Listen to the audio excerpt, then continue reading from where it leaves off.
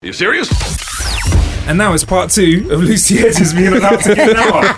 It's like I just press stop and record again. And really, I'm just breaking the conversation into 2 parts in an awkward and unnecessary way. This is How to Kill an Hour. I'm Marcus Bronzy. And I'm Funk Butcher. And you are? Lucy Hedges. Legend Hedges. What's your nickname, by the way? I feel like there's a nickname that you're called and we're not finding it. No. Ledges. I get juicy, juice, hedgehog, hedges, bush. That's no implication on anything on my body, by the way. It's just...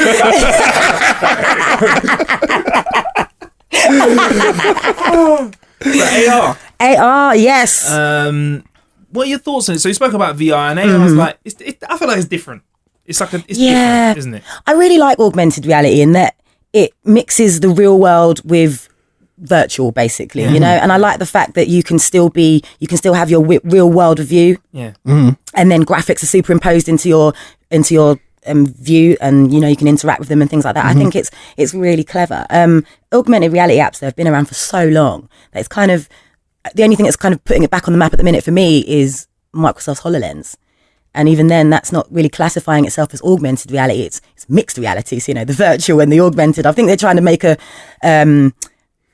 category that's not necessarily, I think it still is augmented reality because I've tried it and you still are very much looking into your real world view and having graphics superimposed into your world. So I would still argue that it is at augmented reality level, but the applications and the potential future gazing that people are writing about, I guess you could mix the virtual with the real world. They're trying to be cheeky and kind of redefine the wheel. It's already there, but they own it like, hey, this isn't just tap water. This is my tap water. I run my tap for 10 minutes. Do you know what I mean? Like, you know, it's cool. It's very much in the early stages. You know, some of the applications I've tried are very much on a professional work level. You know, designing, CAD, that kind of thing, or playing.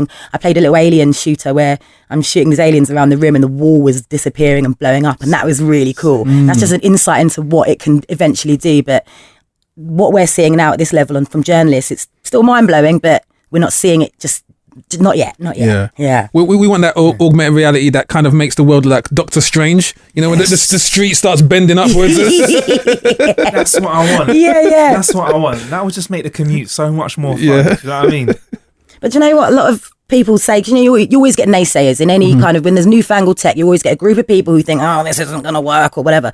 And they raise some valid points. You know, virtual reality is becoming massive and, you know, you're stepping into this virtual world, and equally with augmented reality, you're mixing the real with the virtual. Yeah. Is it going to have a weird psychological effect on people in the future? Are they going to want to live in the virtual world and then come out of it and be a little bit depressed because life is a bit rubbish in the real world? But we're the guinea pigs for this. Yes. So definitely. We might all be crazy by the time we're 90. I don't know. Yeah. Definitely. What's that Bruce Willis film where they get into their avatars and they act like other people? They get into these machines and then these robots activate that look like them. Oh, I don't know. Surrogates. It's this film where they get into these little like booths, and like little robot things go over their eyes, and then they live their lives vicariously through robots that look like them, but obviously younger, better versions of themselves. Okay. So, Interesting. Stuff like that could. Anyway, went off on a random tangent. I kind of want to see that film now. Yeah. You know what? I'm a Bruce Willis fan. I like him. I love Bruce Willis. I think he's a wicked actor. Hell yeah. Has he got the biggest range?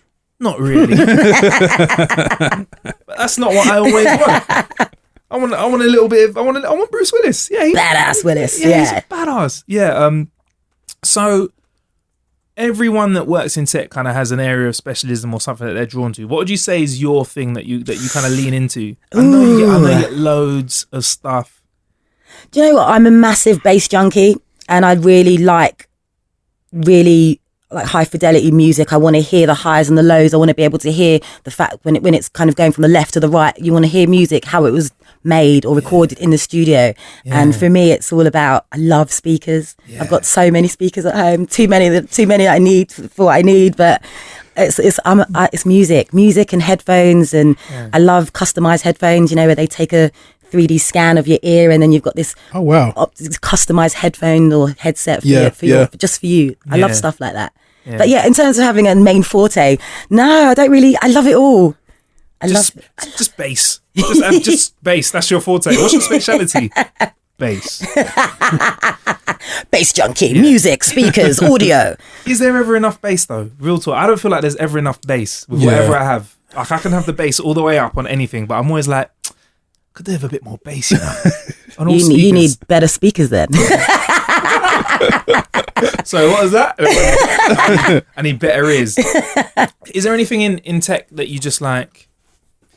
You're just like, oh no, that's all right. I'm all right for that, because you can't love everything. Oh, absolutely. I think in the world of wearables, which I love wearables, I'm a massive smartwatch wearer. Got loads. I love them. When Sony Ericsson did a smartwatch, a really bad smartwatch about 10 years ago, I was all over that. I got mocked for it, but whatever. But wearables are going down a path where I think everyone's just making any kind of wearable into technology, and like a ring that vibrates every time you get a notification. Why do you want that? There's no screen on the ring. It just a message comes in, my fingers start to vibrate. I don't need to be that connected to my phone. You know, it's kind of pointless tech. It's kind of making the category a little bit redundant. Do you know what I mean? Yeah. And there's a lot of bracelets and necklaces, and it's all channeled at the woman, the female. You know, they have this beautiful necklace that will vibrate when you've just got home, and I don't know. Oh, yeah. What you do? When your partner comes home, you know they're home because it's connected to your phone, GPS. Not bothered about that kind of tech at all. Tracking device. Bunny boiler tech. Well, that'd be a good feature. Yeah. Ooh, yes. Yeah, you heard it here first. Bunny boiler tech. Yeah, I mean, I'm not the biggest fan of wearables. I'm trying out something at the moment, for sure, but I'm not pro smartwatch. I want as little on me as possible. Like, I would love a smartwatch instead of a phone. Yeah. But until it's then, not there yet. Until then, I'm still like, I will try stuff, and I'm willing, I'm malleable. But at the moment, I'm just like, nah. I don't know. Like, so what is it that takes you to smartwatches? Because that's what have you got on at the moment? This is the Huawei watch. So Huawei. It's a really nice watch, isn't it? You wouldn't even, obviously ignore the flashing right now, but you know, it looks like a normal watch. Yeah. It looks like a normal analog watch, which is why this is the one that I like. You know, they've come out with the Huawei Watch 2. They've completely thrown this design out the window, and it's chunky, it's ugly, it looks like a nerd accessory. And for me, I feel that smartwatches kind of losing the game a little bit. They're losing what was so good about what they were a few years ago. They were svelte, they were, dare I say, sexy, they were good looking, and now they're these bulky nerd accessories that are hitting your wrist. So I'm starting to lose the faith a little bit. I am a massive smartwatch purveyor, but I feel that companies all following Samsung, all making this bulky thing on your wrist. It's like, what about not even necessarily ladies? Guys don't necessarily want a big bulky thing on their wrist, but I think wearable technology is cool. I love being able, when I'm in a meeting and I get a message and I'm scrolling up and down, and I quite like that, you know, or taking a call on my watch. Wow. You can take a call on that one? Dick Tracy style, yeah. Not this one, but you know, the Samsung one you can.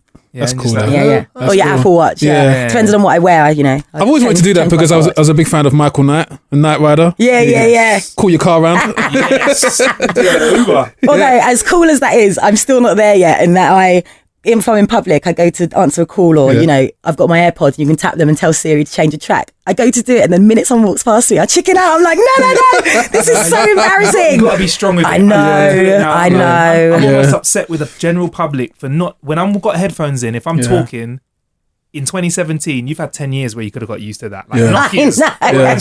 Nokias. Come on, man. But even now when I talk, so I love my AirPods. They are really good. And sometimes I take a call on them, and because my hair is covered on my ears are covered on one side. If you see me from the left, people think I'm talking to myself. They look at you with such bewilderment. It's like, dudes, hand-free kits have been around for years. Why are you looking at me like I'm insane? Yeah. I don't think we're there yet, which is just a bit strange. But yeah, hearables, wearables. That's another thing. Hearables even. Hearables like the AirPods. Yeah, I'm all about that. Hearables. Yeah, I like that. So what can we get next from wearables then, and because I don't know, I'm looking for someone to convince me. I'm struggling to get into it. Like, I mean, that watch you got looks really nice. I don't know. I always wear smart stuff. Like, I'm trying out something at the moment, and the biggest struggle for me is to not take it off in my sleep, because I'll take it off in my sleep, or I take it off when I'm not paying attention. Yeah. Because I don't want anything on me. But like, what am I missing out on? Well, I think a lot of the tech companies aren't flying the flag for smartwatches right now. It's the fashion brands. So like Tag Heuer, and I don't know. I always say Heuer to mask the fact that I don't know how to say it. Fossil, Guess. What's that handbag that every woman has? Cause? MK? MK. They've got a smartwatch as well. And Really? it's all about blending the fashion world with the tech. And I think that's where smartwatches are going at the moment. Yeah, that's the popular thought, I think. And I think it's nice to have a good looking leather strapped smartwatch that delivers your text messages and your phone calls and notifications onto your wrist. It's really cool. If it's seamless, if it's like this one is pretty seamless. I don't feel like I've got a nerd accessory on my wrist. Yeah. Do you find that they're having difficulty breaking the male market though? Because like Marcus, I don't really wear kind of any wearables per se. I don't know. Hats, maybe. Do you wear a normal watch? No. Yeah. Well, then I because I guess I've condensed everything into my phone. Yeah. So, yeah. But then is it a case of you don't knock it till you try it? So if you tried a smartwatch for a week, you might be like, whoa, Lucy, I'm sold. Yeah. Yeah. I mean, unless they kind of make a watch that kind of has that ability to be kind of waterproof, so you never really have to take it off.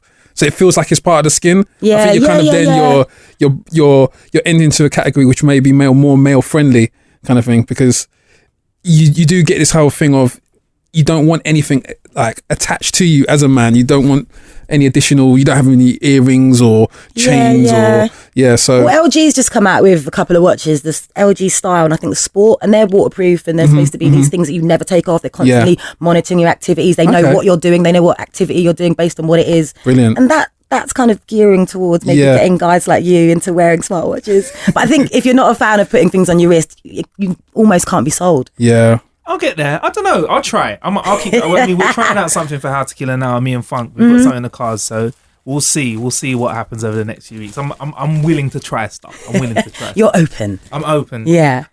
Quick weird one. I just remembered. Is it true you don't really drink water? No, I don't. So like, I don't get hungover either. Is that what? No. Hang on. Have you just revealed some sort of secret? Have you revealed some sort of secret power there? So you don't drink water, and you also don't get hangovers. When did you stop? When was the last water that you had? If I drink, the only time I'd probably drink water is if I'm hosting something and my mouth is dry and I'm nervous, because I don't think about the fact that I'm drinking this awful liquid. But generally, because I'm seeing awful liquids. Or like when if I go to the gym or something, I only went to the gym for the first time in a year the other day. But in previous years I've been to the gym. You hit it hard. You don't need to go I for did. You hit the gym so hard. Exactly. I'm done for 2017 I'm going another year. I'm going a year's time. See you in But I 2018. just don't. I'm a really sweet toothed person. I hate that it's got no flavour. Even my friends are like, you're so unhealthy. Try flavoured water. Yeah. Try a sip. Blech. Nope.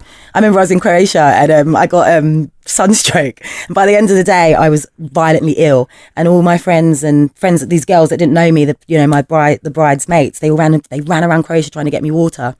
And they got me this big bowl and I drank this much. I thought I was drinking. I was like, yeah, glug, glug, glug. It's like, there you go, I can't drink anymore. They were like, we just ran around town for you to drink this. It's like, I didn't ask you to do it. You got your Coca-Cola. Yeah. Yeah, or Lucozade. Is that your water then, Lucozade? Lucozade is my water, yeah. How many of those do you smash a day? Probably 2 on average. It's really bad. Even you just gave the answer like when the doctor asked you how much you Yeah. That was the answer. She said 2 but held up 5 fingers. It depends. I did 4 on Sunday. It's like, oh my God. 2. Yeah, I'm trying to wean off. I really am. I'm getting there. But you don't get hangovers. This is, and you do like you don't have like one drink. You'll have more than 2 drinks. So you have 2 drinks. So after the 2 drinks, you don't get a hangover. So yeah, you never experience anything close to a hangover. Oh yeah. I think it gets me about twice a year. I'm like, what fresh hell is this? Is this what a hangover is? I'm never drinking again. Oh my God. But no, for the most part, no. And the tech industry is a boozy industry. You can go to the opening of the crappy pair of headphones and they're like, drink, vodka, wine, shots. And you're like, okay. You're very suited to it then, yeah? Yeah, I love it. Nice. Turn me into an alcoholic. And also, in your Twitter feed and your Twitter bio, it shows that you were a fan of pizza. Oh, love So you like pizza. sweet stuff and you like pizza. So What's your favourite topping? Pizza, yeah, the sweetest pizza I'm thinking is like pineapple. Yeah. Oh, but I don't want sweet pizza. I want spicy pizza. So what's the pizza order we need to be Chorizo. Chorizo. Yeah, pepperoni, chorizo. there's a restaurant around the corner from me that I eat there so much they know my voice when I call up for a takeaway, and when I get there they don't even give me the menu because they know I order the same pizza. I just make my own and go off menu. So they have voice recognition without the tech. Yeah, they just hear my husky tones. Hey, is that Lucy? I'm like, yeah, hey Lucci, how's it going? We're on a first name basis now, but yeah, pepperoni and Andouille sausage. Oh my god. What's the sausage? Andouille sausage is like minced, spicy. So good. I don't even know what it is. It's just like clumps of meat dashed on the pizza, but it's so good. Yeah. Bit of tomatoes, bit of pancetta, heavy dose of black pepper with golden. Nice little digression Are you hungry now? Yeah, man. I eat sensibly 9 times out of 10, but then the 10, I eat all the 9 that I shouldn't have eaten. Anyway, so we know what you're into. Is there any tech that you really like, just can live without? Like you're just cool with, that you can just, like, for me, for example, at the moment, smartwatch, I can be like, take it. Yeah. We know what you're into. Is there anything that you're like, meh? Compact cameras. We've got smartphones that do all these amazing things. You've got clip-on, like Ola Clip, for example, back it onto your iPhone. It doesn't obviously bring DSLR level quality photos to your phone, but at the end of the day, a lot of us aren't looking for that infinite detail. We just want good photos with good colour, good lighting, and phones are getting better and better. And so compact cameras are a little bit redundant for me. Even waterproof compacts, because a lot of phones are waterproof now. Just take your phone in the pool. It's no big deal. You don't need to have a separate entity just to take photos. So yeah, compact cameras. Maybe a compact camera on your wrist. Oh, there's all kinds of privacy issues with that. Oh yeah! Wow. Yeah, don't you remember? Was it Samsung? The Gear. Can't remember which Gear it was, the second one I think, and a camera just baked into it, and so many people were like, you can't use this, you're going to take stealth photos of people. And it's, just an invasion of privacy, really. A bit like Google Glass when that was being touted about. Obviously they've gone back to the drawing board with that, but you've got this camera in the middle of your forehead. You could be doing all kinds of creepy things with that camera. It's dangerous, in the wrong hands. They start calling them glass holes over there. So asshole. To be fair, I've been to a few events, and the smugness of someone wearing Google Glass, you just think, oh, bore off. Or somebody trying to scroll to find your name. Hey, Lucy. That's a great application though. I'm bad with names. If I could have a pair of glasses, I don't know the scrolling business. Give it 10 years where it just scans you and it's like, that's Marcus Bunty. Do you want a Lucasade? And a pizza. I need that. Yeah, everyone could do that. And I think things like artificially intelligent toothbrushes and things like that. Who needs that? I don't, I think to some extent it could be useful for children. I remember when I was a kid, mum would be like, brush your teeth. And I'd be like, I've done it. You haven't brushed your teeth properly. And if you can, monitor something like that, then maybe that's quite interesting. But Oral-B's doing it, a company called Calibri. It's just a new wave of artificially intelligent toothbrushes. It's like, did I miss a memo or something? Is this the next big thing? Because I don't quite get it. I mean, as a parent, I think the kind of toothbrush I would need is one that locks the door until they've actually finished brushing their teeth. I remember when I was young, the dentist gave my mum these pills that you'd have to chew on, and it would turn your teeth red, and only once you've got rid of all the red have you brushed your teeth properly. What if you were overzealous? What if you're overzealous and made your gums bleed and they start getting red? Well, then you get given the blue one. There were blue pills as well. It's like Matrix, the blue or red pill. I remember those at school. Yeah. Yes. Yeah. And there was a kid that had really blue teeth. You're like, man, you don't brush your teeth. There's always that kid. Yeah. Might be that kid. Is it true you're into history? I do love a bit of history. Yeah, I love, you can go to somewhere like, I don't know, Italy and go and visit Pompeii and then get the history of what happened back, however many years ago. It's really quite fascinating. At Metro, there's always loads of books lying around because there's so many book reviews and they just leave them in a pile and you're free to take. And I remember doing Chinese history back in school, not even college. And there were these 3 books about Mao Zedong and I can't remember the other guy's name. It was very difficult. Chiang Kai-shek, I think, or something like that. And I picked up these books. I got really excited. I was like to my boyfriend, I'm going to read these books. I'm probably not because, I don't have time to read. But I love the past. It's really fascinating. And I got some messages recently about this exhibition at Goldsmiths University about... That's my old uni. about all the race riots and things like that. And back in the 80s when South East London was, a hub for racism. And it's just, I love stuff like that. It's really kind of cool and fascinating to see how far we've progressed and in some ways not progressed at all. So love it. Speaking about progression, what's it like? I feel like a dickhead asking this question. You know what I'm going to say in it. I feel like it's a regressive question, but what's it like being like a woman in the position that you're in? Do you still come against, people that are just fucking idiots? Absolutely. I think it's worked to my favour. On one hand, there's not a lot of women in technology. I've managed to carve a little niche for myself. I write about tech, but I also talk about tech. And sometimes a lot of tech journalists aren't the most, people friendly or the most, they're not talkative. They're quite introverted, and I can be introverted, but I think sometimes they want females to talk about technology. So it's like positive discrimination sometimes, which is great, but on the one hand sometimes you do feel a bit cut up by it. There's been times I've been at trade shows. This one particular time stands out for me. I was filming, so when I worked at Stuff magazine, I did a lot of their video content. We go to trade shows and just get the latest phone, tablet, whatever. I'm filming this tablet, the guy is demoing this thing to me, and this guy from the Netherlands just walks in front and says, oh, let me see, there's a new Toshiba tablet. And then the guy stopped presenting to me and turned to this guy and started presenting to him. Oh wow. And I was just, I got mad because I've been out the night before. I've sweated alcohol. It was like, guys, I've got to go on a plane in about 4 hours. I need to get this work. I've got briefs. And I had a right go at him, and I was like, I said, guys, I've got breasts. Said it harsher than that, but there's a few expletives in there, but do you know what I mean? That's a great line, because this is a lose-lose. Is it because I got breasts? No. What? We translate. You fucked in there. That's a good line. That's a great one. But then sometimes I'll be on press trips and it's predominantly male, and someone will come up to you and think you're the PR, and it's like, that's not offensive, because to be a PR person it's not a bad thing, but the fact that you've come up to me and it's not even crossed your mind that I'm a journalist, just a complete mug off, really. It's just, but you know what, I've been doing this for about 11 years. I just don't give a shit about people like that. Yeah, you're here for the long run anyway. Two fingers to them. You'll be about while we're replacing our body parts with I don't know, printed organs, with bionic eyes. Oh, bionic eyes! Yeah, I'm waiting for that to happen. Yeah, what's the, like, out of all that out of all the future gazing tech we spoke about, what's the one thing that you think you'd invest in first? Like for me, I don't know. Yeah, I'm gonna let you lead. I don't know. I really do like the idea of these contact lenses that have the optics in it to be able to zoom in on something. So just, I don't know how it connects to your brain. I don't know. They haven't quite ironed out the details yet. But, I spoke to an eye doctor from the London something hospital, and he told me that they're working with electricity in the eye. Okay. And it's like, oh my God, this is incredible. But it's not just, it's visually impaired people primarily, but the applications are people who just want to be a bit more bionic. Well, there is that. But then I guess that comes all the privacy issues again, I can zoom right into you. Or if you're like me and you're leaning forward at the bus stop, like, is that a 68 or an 86? I can't tell. Until it goes past you.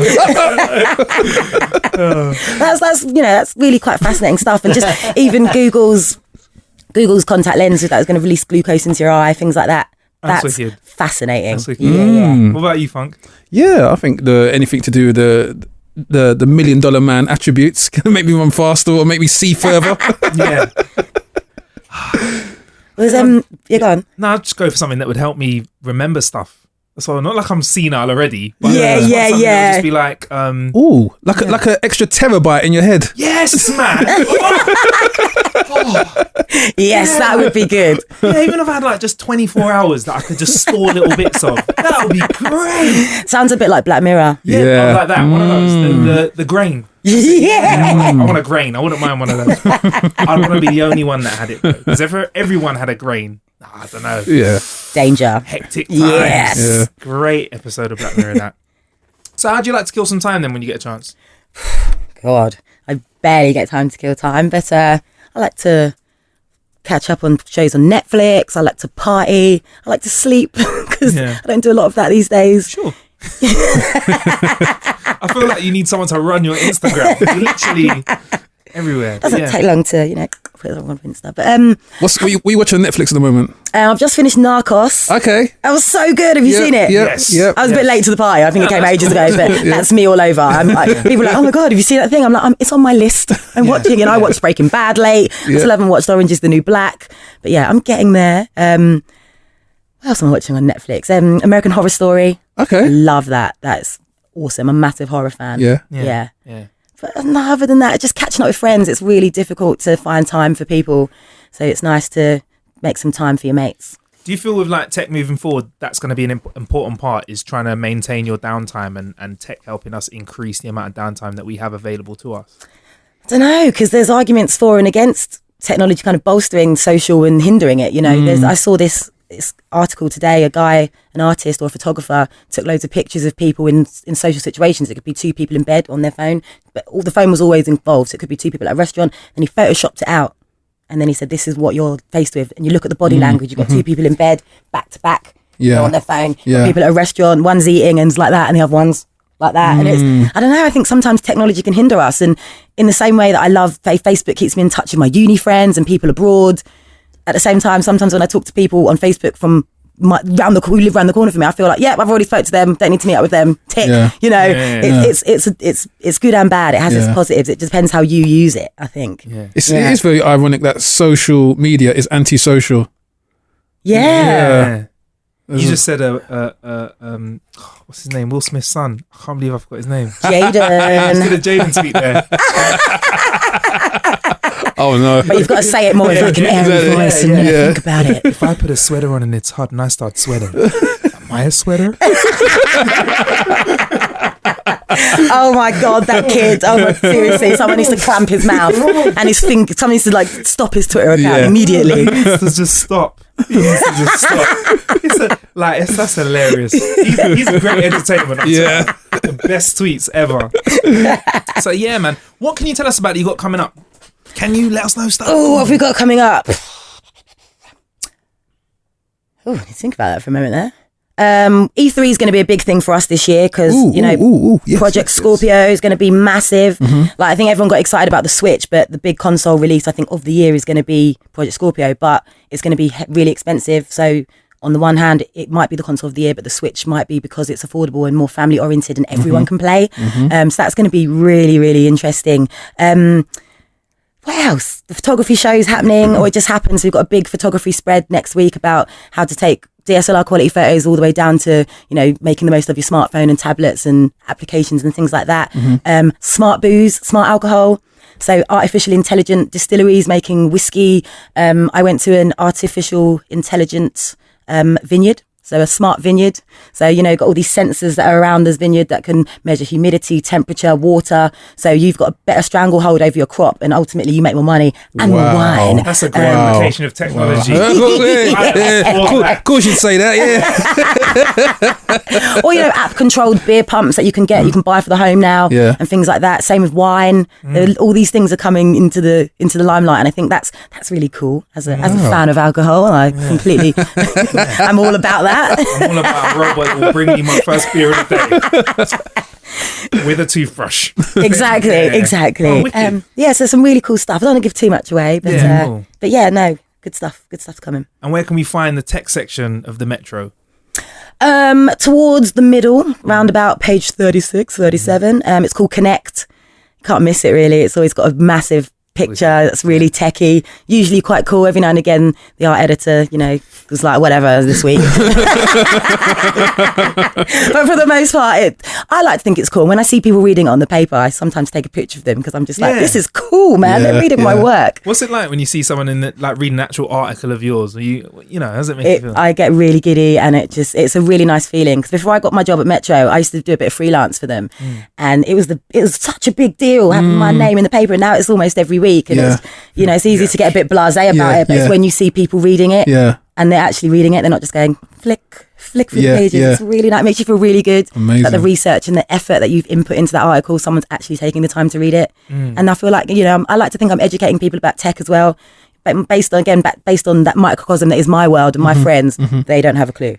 What Android are you using? I don't know. Android phone. You don't know if it's Lollipop, Kit Kat. They have no idea what version they're using and things like that. And I like to think I'm opening people's minds to just how many different paths of cool technology leads to, basically. Yeah, it definitely feels like something that if you're into tech, you can enjoy it. But if you haven't got the foggiest, you can also exactly. Wicked. All right. Well, thanks very much for joining us on How to Kill an My Hour. pleasure. You taking some time. And do you know what? Lucy's the first ever woman to come on the show, you know. Really? Oh. You need more Groundbreaking. females. Do you reckon? Just for being female sake. Just cuts up the convo a bit, cuts maybe. up our voices. Stops us going, whoa! Well, my voice is pretty deep, so you know, because bordering into man territory. You maintain the bass levels. I told you, bass chunky. It's all about bass. All about bass. Cheers, though. Oh, fuck. We forgot to outro the show properly. Yes. Plenty of ways to kill some time out there. You can find out about the stuff we've spoken about in the show by going to the links in the show description. Also, I'll put a link in there for the Metro Connect section as well. And where can we find you, Lucy? Online. You can find me on Twitter at Lucy Hedges, Instagram Lucy Hedges. Facebook's private, so fuck off. yeah, basically don't try and find me there. That's about it, really. I'm not on Snapchat. I'm not on a lot of other things. I don't have the time. You know, I find it really hard to post in the moment. I'm a late person. Yeah. I'm a subsequent poster. Yeah. Instant, I like that. Subsequent poster. Subsequent poster. Insta's good for that. Insta's good for we had a great time yesterday, isn't it? Yeah, exactly. You can't go, I had a great time last night. It just doesn't work. No. Exactly. Very interesting. Yeah, wicked. All right, well, thank you very much. And My make pleasure. sure you check out everything Lucy Hedges is wicked. Cheers.